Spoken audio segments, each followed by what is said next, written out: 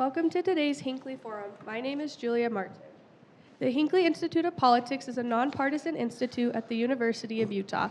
The Hinckley provides an array of transformative experiences for students through internships, forums, and classes. Hinckley Forums seek to foster public discourse and civil debate on the most current and pressing issues, bringing in local, national, and international thought leaders. Today's forum is titled Ukraine, 1 year later, and we are excited to be joined by some great panelists. Marjorie Castle is a professor and lecturer in the Political Science Department.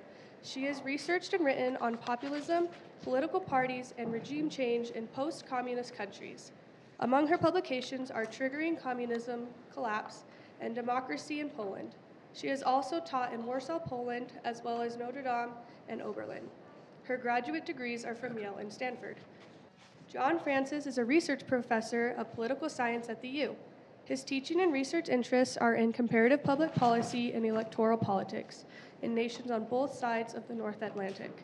He often collaborates and publishes with Leslie Pickering Francis. His most recent topics have included privacy, public health surveillance, federalism, and bioethics. He also writes on British conservatives with Gillian Peele of Oxford University. He is currently working on a project with Professor Peele and many other scholars on comparing and contrasting political leadership and COVID policy in Canada, the United Kingdom, and the United States.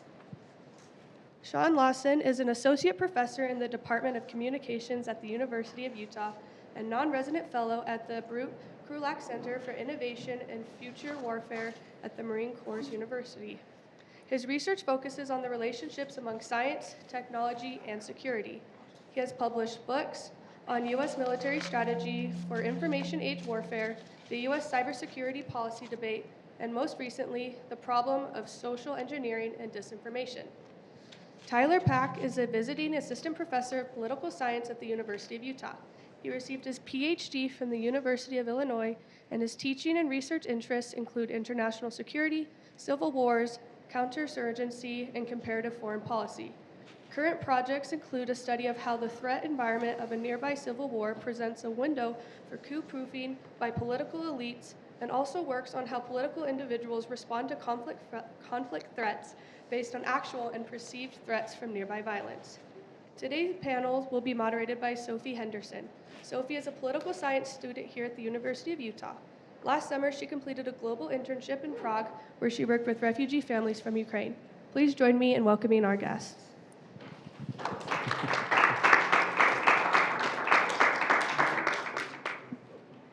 Hi everyone, my name is Sophie Henderson. I'm a senior at the U studying international studies. Right now I'm interning in the governor's office through the Hinckley local program. And then last year I had a class with Professor Steele, international ethics, and I learned a lot about that. I learned a lot in that class about frameworks that are useful to study for this conflict, and we were seeing in real time the conflict unfold during that semester. So I'm here today from the shout out from Professor Steele. And last summer I completed a Hinckley global internship in Prague. I worked at a refugee organization that was helping Ukrainians, and I worked specifically at a center that was working with Ukrainian children. We're excited to have this conversation today to see the developments since the conflict started 1 year ago, almost. So the first question we're going to have is each panelist is going to give a brief introduction to this issue. We're going to start with Professor Castle, and she's going to explain a little bit about the situation in Ukraine currently. Thank you. I'd actually like to begin by observing that there's an attraction to the idea of a good war. I hope you hear the quotation marks when I say good war. The Ukrainian resistance to the Russian invasion, together with the material and moral support provided to Ukraine by us and other countries, may seem to us to be this elusive thing, a good war. So there's this tempting attractiveness of a good war, especially when we ourselves don't have to fight it. When the costs to us are some marginal economic inconveniences. But in truth, there's a real tension, there's a contradiction even when putting the word good next to the word war, or in expecting that any large-scale endeavor that involves fighting and killing could be all good. So what's more useful here is the idea of a necessary war, or perhaps a justified war, a war that has to be fought for existential reasons. And to understand how this might apply to the Ukrainian government and to the Ukrainian people's resistance to the Russian invasion, we need to look at a couple of things. First of all, the question of nation and national identity comes up a lot when we're talking about Ukraine and Russia now. But let's be clear why we might want to have a better understanding of what Ukrainian national identity means. There's this claim that you've probably come across, proclaimed by Putin and various Russian pundits and ideologues, that Ukraine doesn't qualify as a nation, that it's somehow illegitimate, that it's an artificial creation, that the true identity of the people living in the territory called Ukraine, which they must be made to realize, is that they are either Russian or some subsidiary nation, maybe Little Russians. There's this claim made by Putin and his supporters and allies that what Russia is doing doesn't even count as a war. You've heard, it's a special operation because of some historical unity between Russia and Ukraine. So let's dismiss this right at the start. We don't need to compare the relative founding dates of Moscow and Kyiv or look into that history.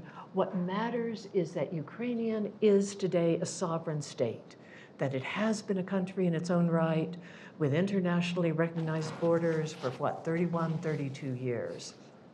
From the point of view of the international community, this is really all that matters. When other states start deciding that this or that country doesn't qualify to be its own state and they start invading, it's a blow to the heart of the existing international order. This existing order, imperfect as it is based on respect for the territorial integrity of sovereign states. So that's why Russia's invasion of Ukraine is a serious concern for every country in the world.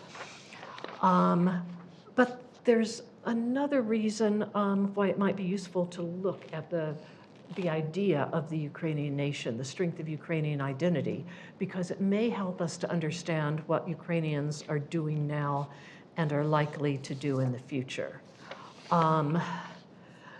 Before the invasion took place, you might have seen Ukrainian national identity as somewhat shaky. Given that roughly 30% of Ukrainians speak Russian at home, another 20% speak both Russian and Ukrainian at home, given that in the 2001 census, 17% of Ukrainians identified their ethnicity as Russian rather than Ukrainian. And of course, ethnic identities and languages are clustered by region in Ukraine, with ethnic Russian and Russian speakers who are not necessarily the same thing, to complicate it more, are found more in eastern Ukraine. But we should all be aware of how historical events can shape national identity. So we can think how the Russian invasion itself is strengthening Ukrainian national identity. It's strengthening the sense and the value of a Ukrainian nation. How names like Buha, if you've heard of what happened in that suburb of Kyiv and how people were killed, and Ukrainians were killed and tortured there by Russian soldiers. Mariupol, destroyed by Russian forces. How those names have already entered into the Ukrainian national mythology.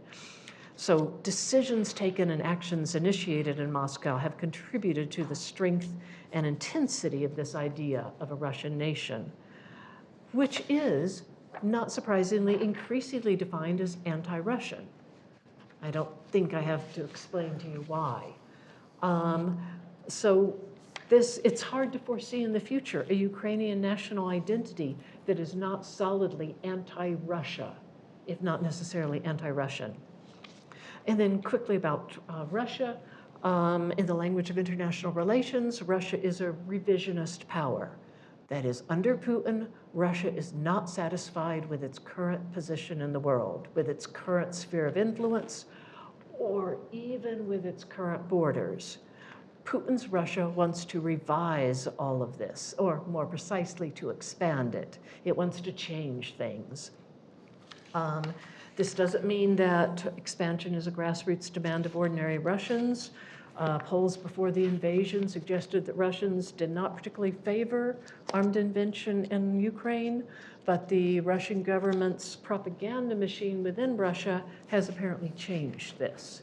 And I know in some of our discussion, we're going to be looking at various things that Russia has done not terribly competently or apparently wisely, but one thing Russia has been good at is its internal propaganda during this war, getting Russians behind the war, with exceptions with the costs of mobilization. Some other things to note, to the extent that we find it significant, Ukraine is a liberal democracy. Russia today is a personalistic authoritarian regime, which is important especially for understanding the drive behind Russia's revisionism. It is clearly Putin. Analysts disagree on whether it derives from his own psychological needs or it might be a function of the particular formula that he's worked out to stay in power.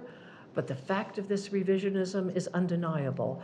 And it may go beyond what we call in international relations revisionism. What we've been seeing and hearing from Putin and his people and happening on the ground is quite literally the utter denial of Ukrainian nationhood, more the denial of the existence of a Ukrainian people. Already before the invasion, Putin was saying this, and it has gotten worse. His pundits and ideologues have been talking about the need to wipe out this non-nation called Ukraine. They've been talking about punishment, they've been talking about re-education, they've been talking about eradication. So this is most definitely for Ukraine an existential conflict. And at that point, I'll wrap up my remarks. Thank you, Professor. The next question I'm going to have each of the panelists answer is, how has the conflict developed in the past year? What has stayed the same and what has shifted? We can start with Professor Francis. Thank you.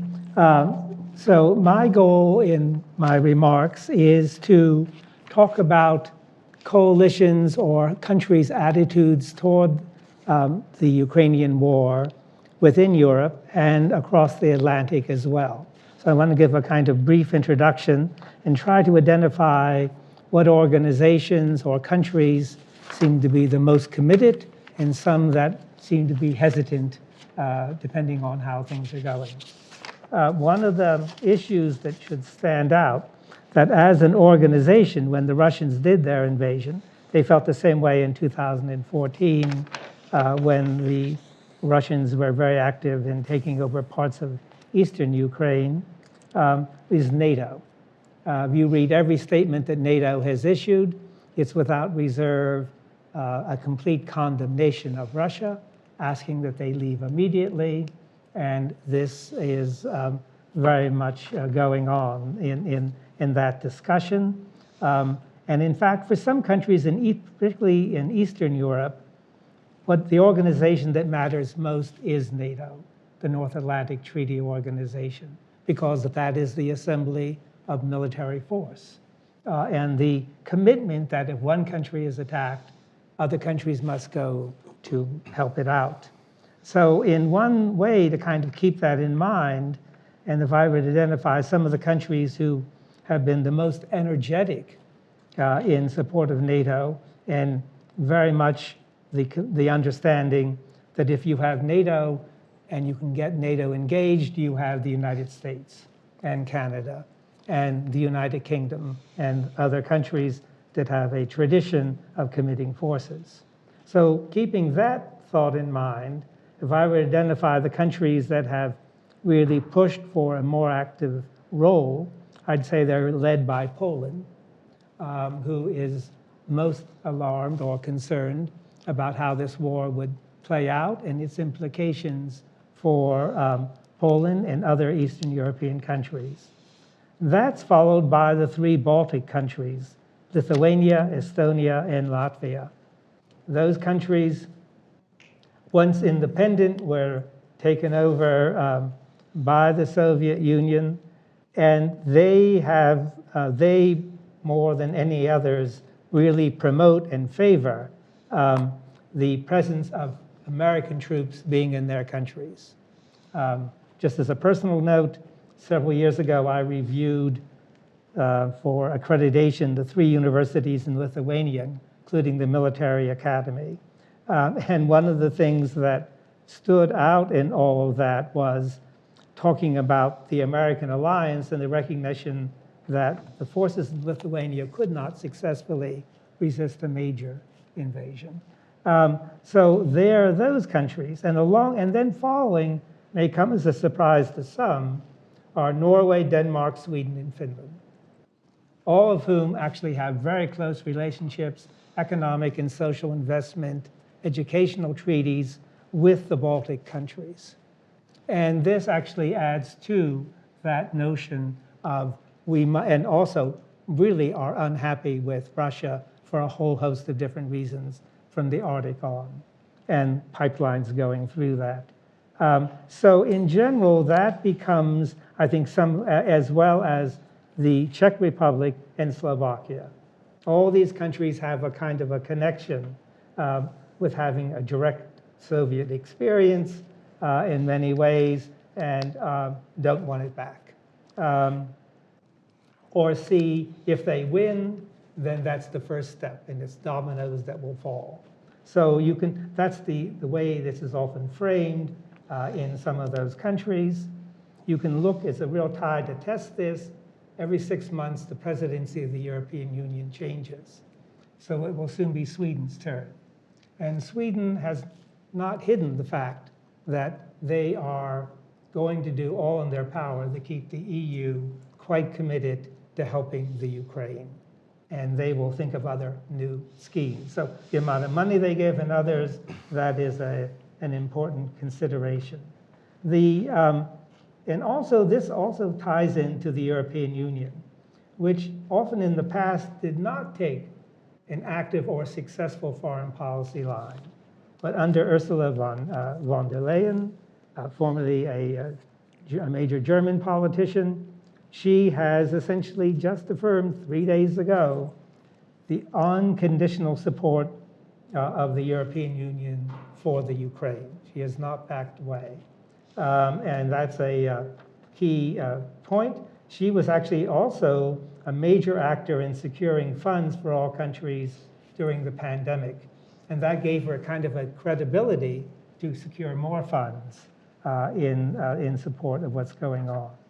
On in all, there are 40 nations that are giving support to the Ukraine, either military support or they're giving essentially humanitarian aid. Among those 40 nations, 2 may surprise you. It's a modest amount in each case, but you would not necessarily guess it unless you really track this, and that's China and India. So so you have to kind of keep in mind what is going on and how this has become a big issue more and more in that way.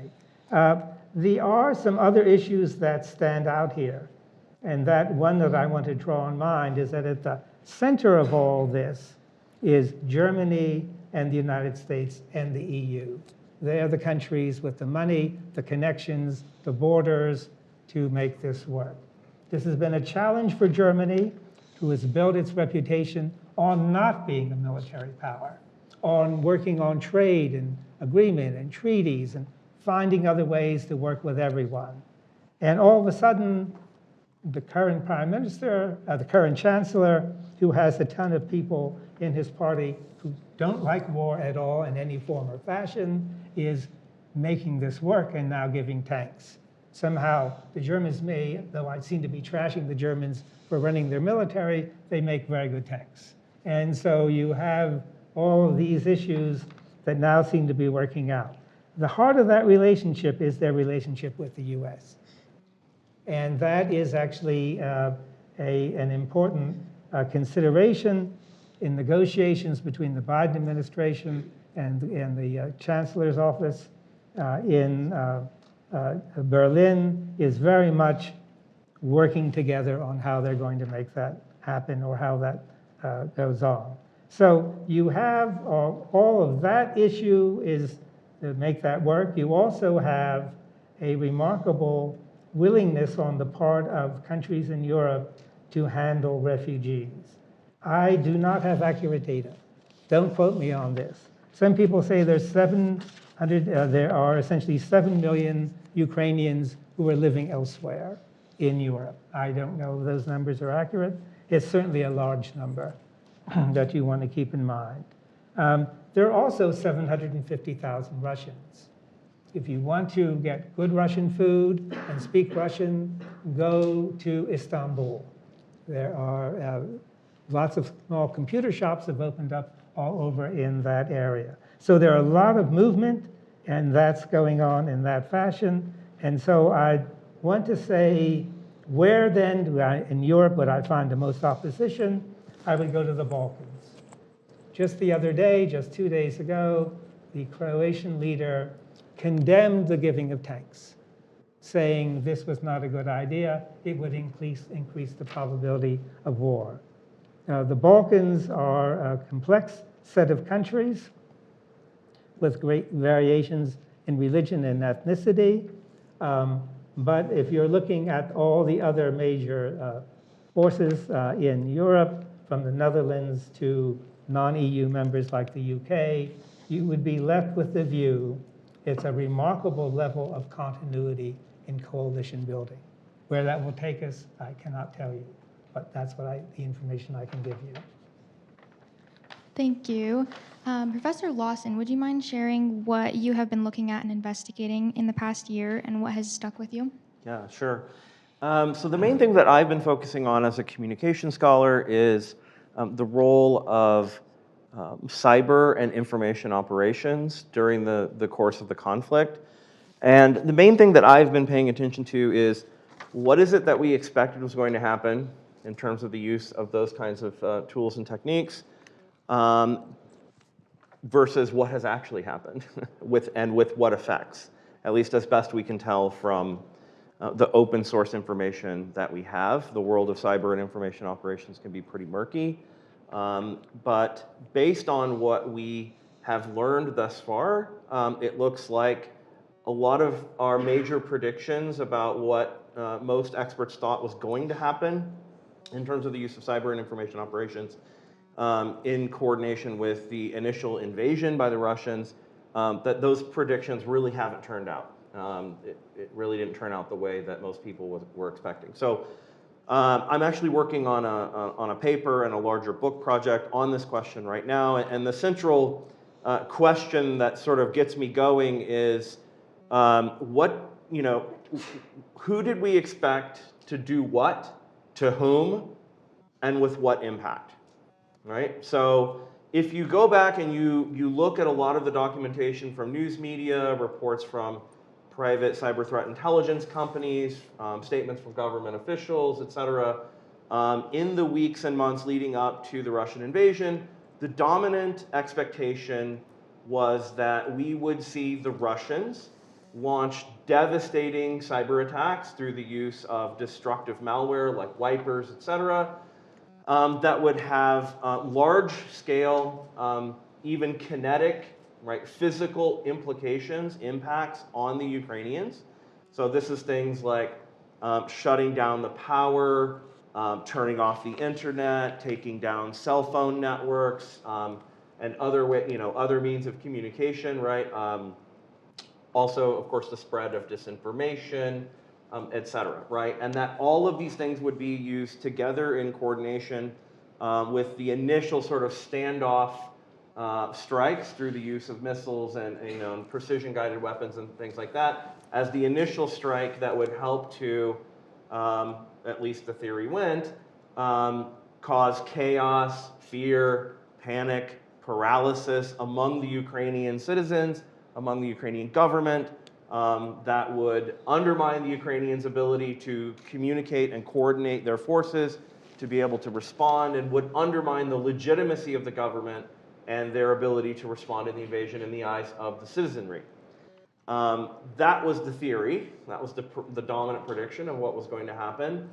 There were some attempts along those lines from the Russians. They did do a hack against a satellite communications provider, but reports since then is that it didn't really have the impact on the Ukrainians, who the Ukrainian military often relies on this particular satellite communication network. But the Ukrainians, according to what the Ukrainians say anyway, maybe this is propaganda, but they claim that they anticipated that this might be a problem, and they had lower tech backup communication systems ready to go, and that they just fell back to the older systems and were able to use those to communicate.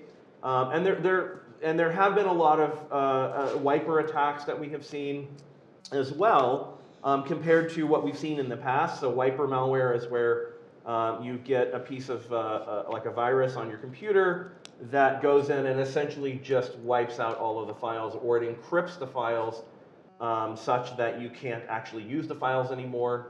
Or in some cases, it will do actually like permanent damage to the hardware itself. It'll mess up what's called the master boot record of your hard drive, meaning that the computer's just toast. You can't use it after that. There's no fixing it, really.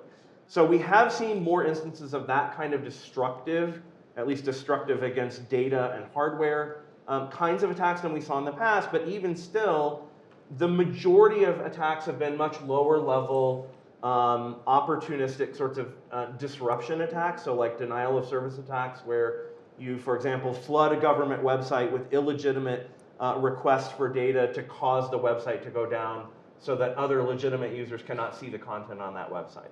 Right? So it's a way of just essentially sort of censoring content by taking a website offline.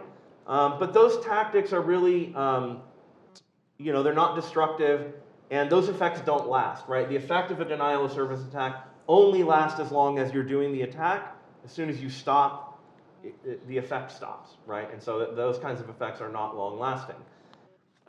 So these are the kinds of attacks that we've been seeing. We've also been seeing lots of use of cyber for intelligence gathering, for what are called hack and leak operations, where you break into some sort of organization, you steal information, and then you leak that information to the public as a way of having some kind of disinformation or information operations or psychological warfare kind of effect on the wider public or audience.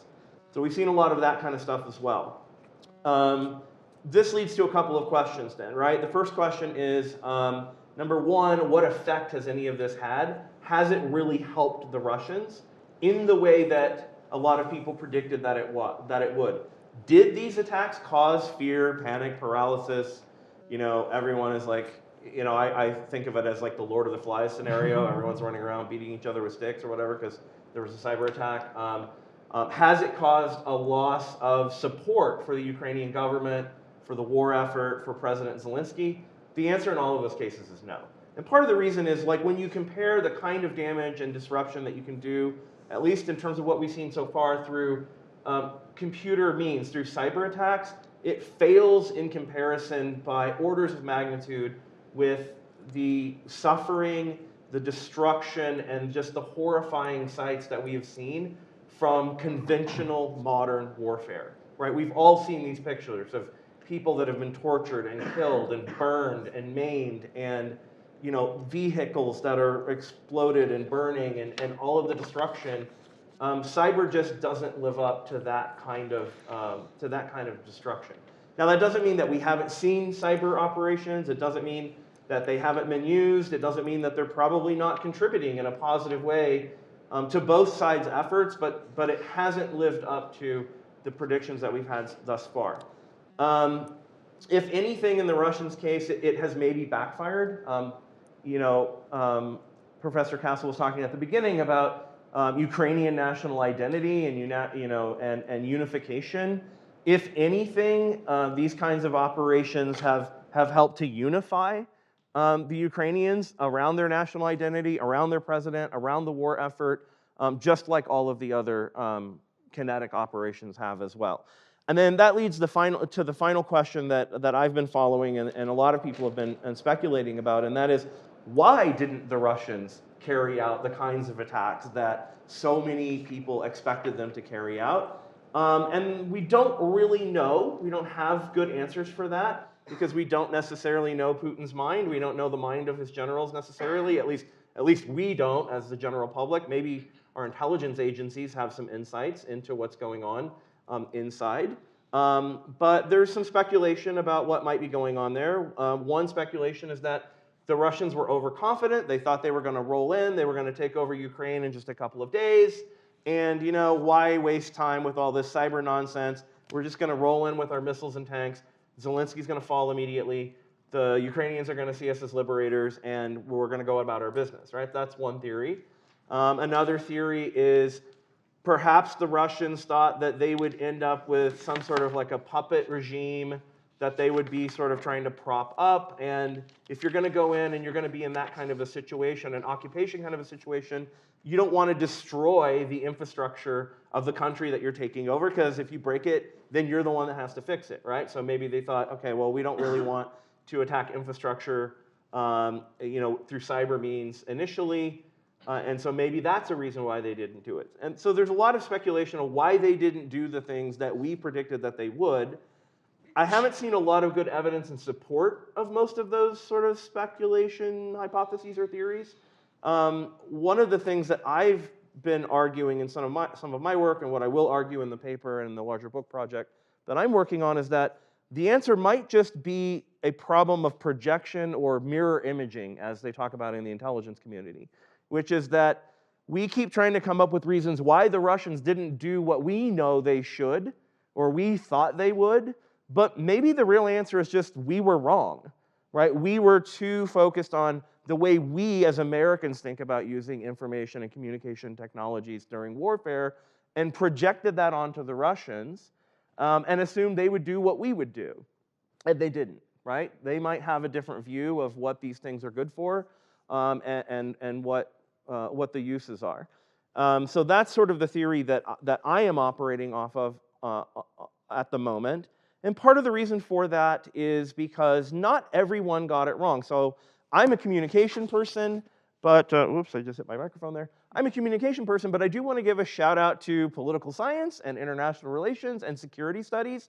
There's some really good work that's being done by political scientists and in particular IR scholars who have been testing in a more social scientific, empirical kind of way a lot of the assumptions that we as Americans have had about cyber warfare and information operations and how those can be used in conflict situations. And a lot of that work has been undermining and calling into question a lot of the dominant assumptions that we've mainly got from the military, from the intelligence agencies, and from private cybersecurity companies over the last 30 years. And I don't think it's fair to say we all got it wrong in terms of predictions. Most people got it wrong that were quoted in the media, but that's like current and former government officials. It's CEOs of private companies. It's folks like that.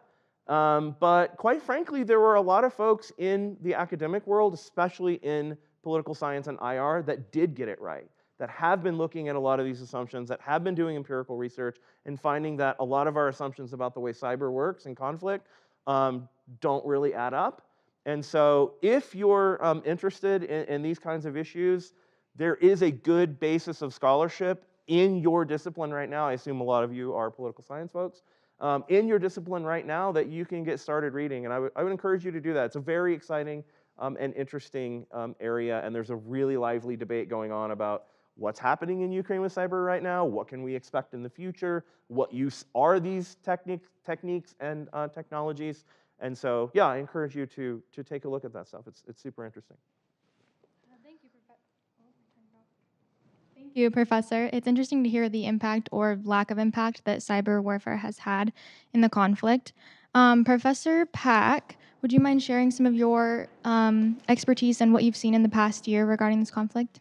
Happy to. So I'm going to keep my remarks brief, partly so we have time for more questions, and also because the part that I've been following is the one I feel least confident about, and that is public support in different countries for the war, which I feel fairly confident in US results, that the US public generally supports maintaining or even increasing aid to Ukraine, although in the past few months that started to decline somewhat, largely driven by partisan splits, so more Republicans or Republican-identifying individuals are less supportive of maintaining or increasing aid and would like to draw that back. Pretty confident of those things. Less confident in how the Ukrainian population feels about the war, although public opinion is mobilized against Russia, understandably. There is always the problem of what we call in social science preference falsification, where can you actually trust what people say or they're responding to outside cues?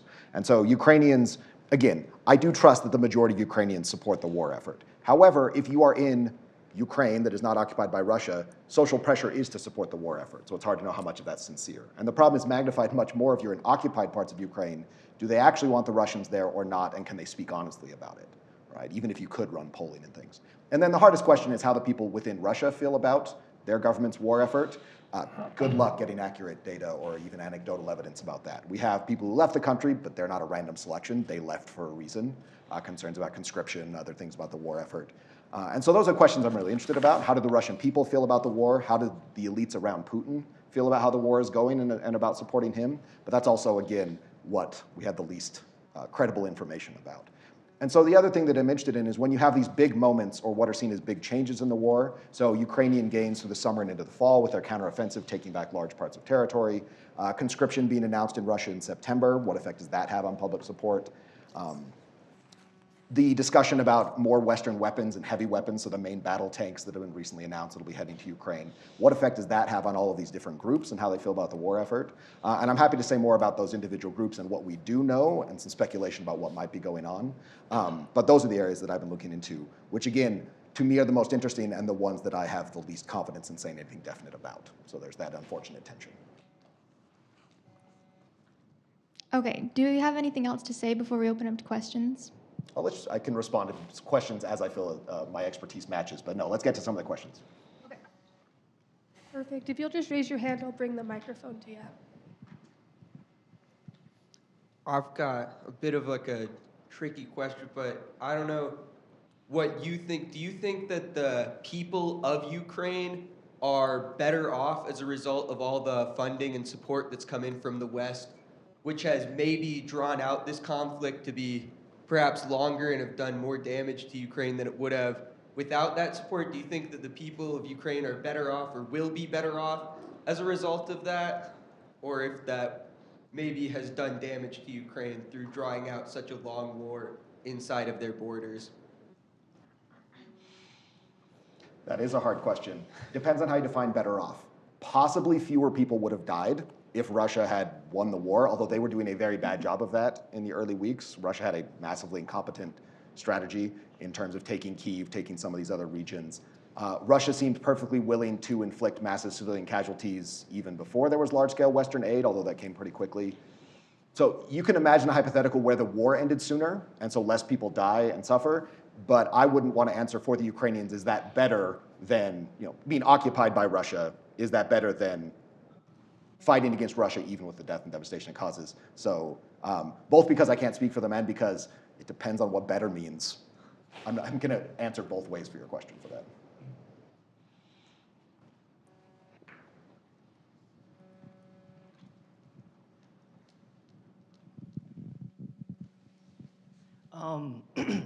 Last year, when we had the similar forum to this, Professor Castle pointed out that this war helped strengthen the NATO alliance and the world, like the world order that have been built in the last 50 years, ever since the end of World War II. I was wondering, like, in the last year, have you seen any changes to like the major structures of NATO that you think are important to point out, like such as interactions with like Hungary or Turkey, and the like, which have been like recent, what's it called? What do you call it? Points of interest due to the entrance of Sweden and Finland to the NATO alliance, possibly. I mean, I'll just speak on Finland and Sweden, and Okay. I mean the switch around of Finland in regard to its position vis-a-vis Russia and finally joining NATO has been huge. from the past, Finland's past tradition for most of the 20th century of Finlandization and tiptoeing around first the Soviet Union and then Russia. And we see this complete turnaround with Finland as well as Sweden joining NATO, and this is simply huge. On the other Hungary and Turkey angles, maybe I'll throw that over to John. Okay. So on the Turkish question, the president of Turkey is not having a splendid time domestically. There is major inflation, the economy is up the creek, and one of his ways of responding is to say, as any NATO member can, I veto your entrance into it. And that would be, say, Finland or Sweden in particular. He may be now changing to include Finland. But he also, whenever he says that, links that to the US not providing fighter jets, which suggests to me that he's looking for an angle to say, of course, I'll let them in. When are the jets coming? Or something of that order. So you have that as an issue. When you are looking at Hungary, it's been a challenge for the leadership because the Hungarian leadership has kept reasonably good connections with Putin. But there's also been a kind of silence. One of the is as well about they have not been critical of the Ukraine, and it's complicated in the way the Hungarians draw their borders for having citizenship includes parts of Slovakia and other areas. And there's a lot of people who live in that who didn't necessarily want to be seen as maybe we can be Hungarian again. So they've had some problems about how they best make this work. And I think the Hungarians, if not enthusiastic about this, also are NATO members.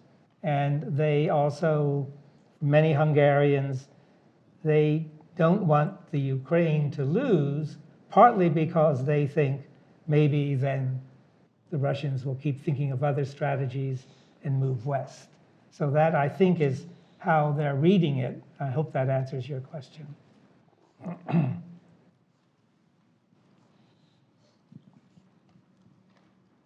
This would be for our cybersecurity expert. Does the effectiveness of cyber warfare change with more, less, or even no third-party support? Yeah, so I think what you're alluding to there is another one of the surprises that we saw. If we go back to that question that I mentioned at the beginning, like who did we think is going to do what to whom, with what potential impacts? Most of that discourse, at least in the United States discourse leading up to the invasion, was what's Russia going to do to Ukraine, right? And that question, in terms of who's going to do what, focused mainly on Russia, the state, right? And like what are called APT groups, like Sandworm, which is associated with the GRU, which is the Russian military intelligence. But then there was also a lot of talk about Russian cyber criminal gangs. Like there's a group called the Conti ransomware group, right? That some of these groups might join in and help the state because they've done this kind of thing in the past, and they might, help in attacking Ukraine. They might also unleash, ransomware attacks against the U.S. and other countries, other NATO countries. And we've seen a little bit of that, but the thing that's been most surprising, I think, to most observers is other third parties jumping in, like the anonymous hacker collective, the IT army of Ukraine that Ukraine sort of pulled together very quickly after the invasion, and lots of other what are called hacktivist groups jumping in and coming to the assistance of Ukraine and carrying out a lot of cyber attacks against Russia itself. So denial of service attacks against websites, defacement attacks where they would break into websites and replace the content with like propaganda messages and stuff like this. So there's been a lot of that kind of activity. It's not something that was really on the radar in terms of the dominant predictions and the discourse that was happening leading up to the invasion. So that's sort of something that has surprised people. I don't know why it did surprise people. Third-party sort of cyber proxies jumping in seems to happen pretty much every time we have a conflict like this, or even much smaller conflicts. The question, though, that you raise is how effective is that? What does it really do? And that's really much more difficult to gauge, right? In part because in a lot of instances with what hacktivists do, it's really meant more as like a psychological operation or a propaganda kind of operation.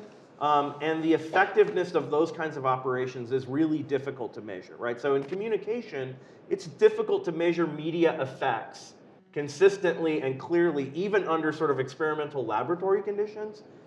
It's even much more difficult, if almost impossible, to measure the effects in any kind of like objective way of media sort of in the wild, and especially media or communication, malicious communication like denial of service and website hacking and defacements and stuff like that during a conflict, and especially in a location like Russia, right? Like so what you were saying is like, you know, it's hard to just measure public opinion in general in that kind of a situation. Being able to measure the effect of these kinds of operations, these kinds of like psychological operations, is even more difficult. So there's a lot of third-party proxy, cyber proxy action happening. What effect it's actually happening and whether that's really helping anyone on either side, you know, like in any way that like they could live without, you know, like if Anonymous wasn't hacking Russian websites,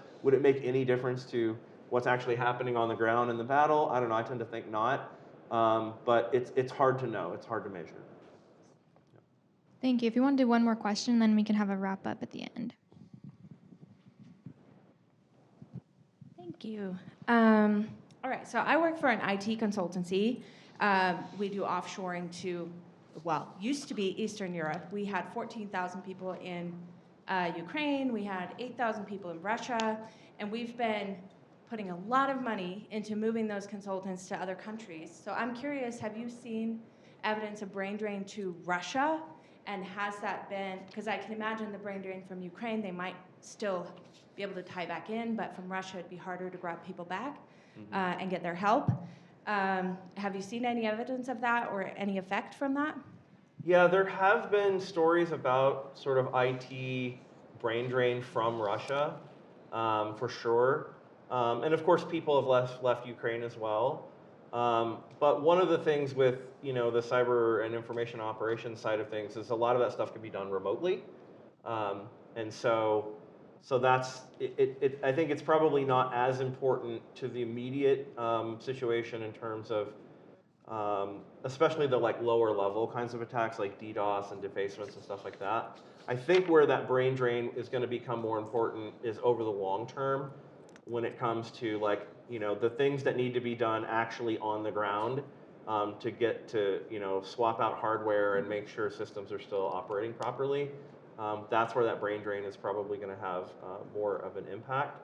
But in terms of like IT consultancy and working with that part of the world, another reason that people are postulating for why cyber really didn't turn out the way we thought it would, is there's been a lot of assistance from Western cybersecurity corporations to the Ukrainians, starting even before the war. So Microsoft is the one that has been the biggest one in the news. They have their Security and Threat Intelligence Center, and folks from that portion of Microsoft have done a lot of work to help the Ukrainians.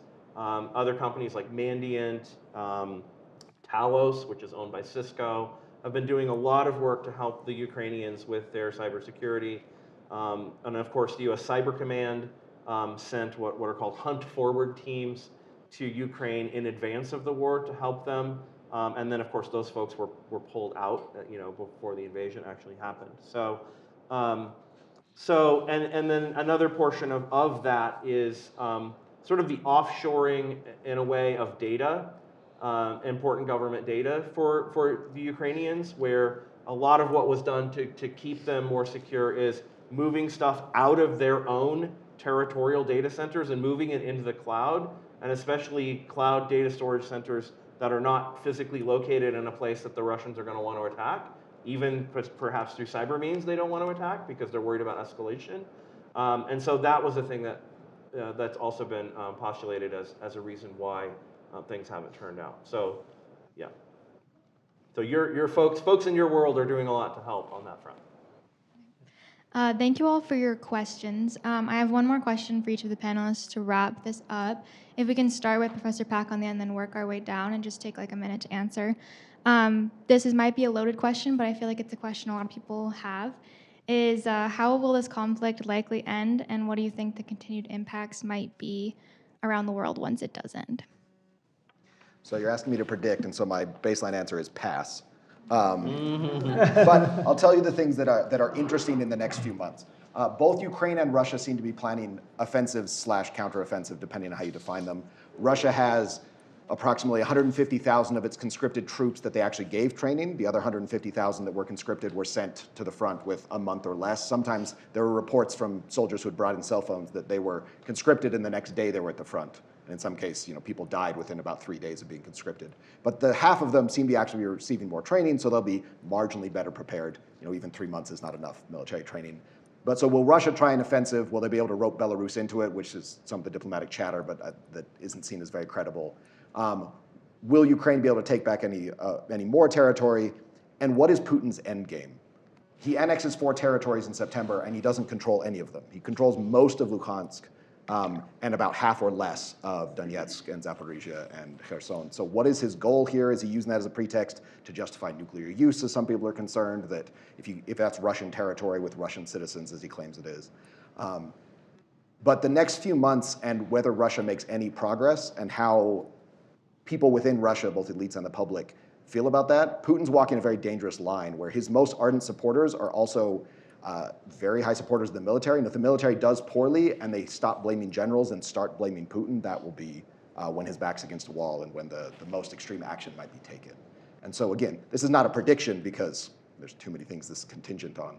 But those are some things to look at in the next few months. I think that there is a long history in Russia, going back to the czars and going back to the Soviet Union, that if a leader really fails, he's retired. Sometimes they get to live and sometimes they don't. So I would think, if, building on your point, if Putin continues to meet where things aren't going well, he may be, he keeps a villa in Italy, maybe that's where he can retire. But I think that would then say what happens next, since I think the way the war ultimately needs to end is some kind of accommodation. And the accommodation, I would guess, and at least speculate for your consideration, is that Ukraine can't join NATO, but could join the EU, which would almost be like the same thing for the thing. And that would essentially send a message. That would be if Putin goes. If he doesn't go, I think the stalemate will continue for a very long time. One of the things that's useful to keep in mind is that sometimes Americans, including myself, are seen not to have a sense of memory or history. But if you break that down one level into ethnicity or race, you find people have very vivid memories. So Poles have a very vivid memory, and the second largest congregation of Poles is Warsaw, I believe. And I was actually when the war broke out, I was at a conference in Chicago, and one of the things that was clear, the next day, the whole city was filled with cars with Ukrainian flags. And so I would not diminish the notion of that kind of level of intensity or memory continuing to give support for the war.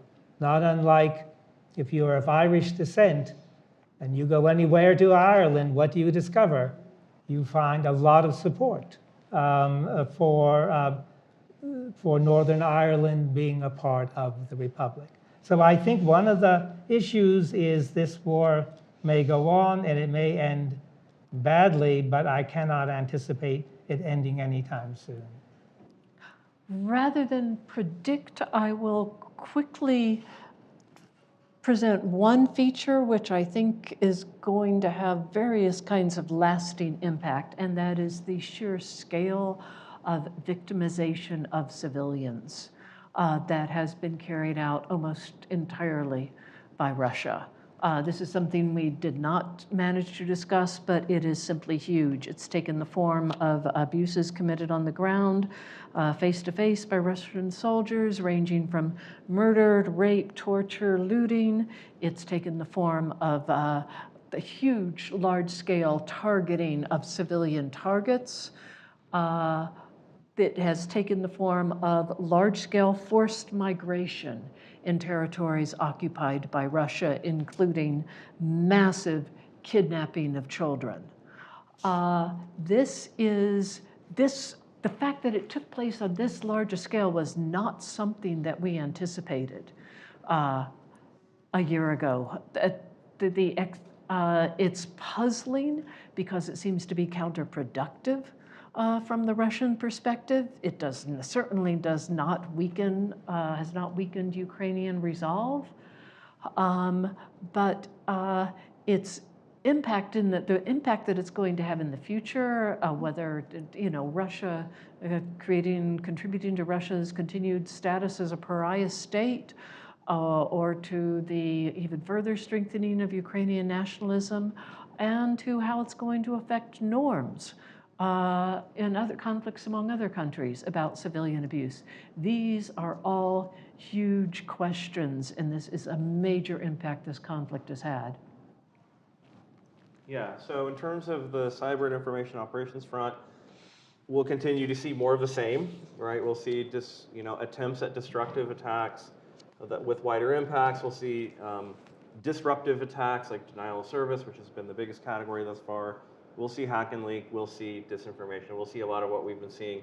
But a couple of things that I would be on the lookout for is, number one, as the overall Russian strategy changed starting last fall and heading into the winter, where they started targeting more civilian targets, infrastructure in particular, power, water, that kind of thing, we did see that while the overall number of cyber attacks sort of went down a little bit, they shifted in kind to focus more on those critical infrastructure targets, to sort of be a little bit coordinated at least with the kinetic attacks with missiles and suicide drones and stuff like that on power and water and other infrastructure targets.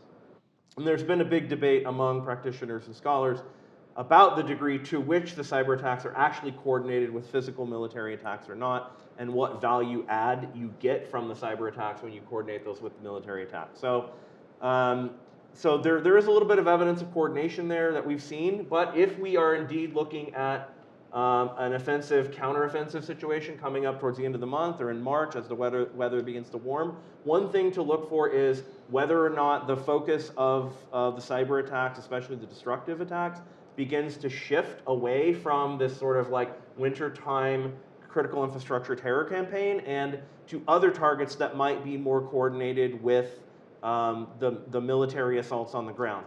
I don't know what's going to happen there. Again, there's a big debate right now about whether they're coordinated or not, and to what degree, and what the value is there. So if you want to follow along at home, keep an eye on that and see. We're doing real-time hypothesis testing here. And then the last thing I would say to look out for is the disinformation campaigns aimed at the United States, especially the American right, to try to undermine support for additional funding or any kind of support for the Ukrainians. So in the end of the last Congress, the U.S. Passed a large aid package for Ukraine, but whether or not we will be able to do that again with the Republicans controlling the House is up in the air. And so if we're getting towards the situation where that aid package that we passed last fall is running out and we need to re-up and have more money, you could potentially see a hard sort of disinformation campaign, propaganda campaign from the Russians aimed at the American right to try to undermine support for passing any more funding. So those are the things I would keep a lookout for as we go forward. Potential coordination and shift of cyber attack targets with counteroffensives or offensives, and disinformation campaigns to undermine American support. Thank you to all of our panelists for coming today and sharing their expertise on this really important subject. And thank you all for coming. And yeah, thanks. you.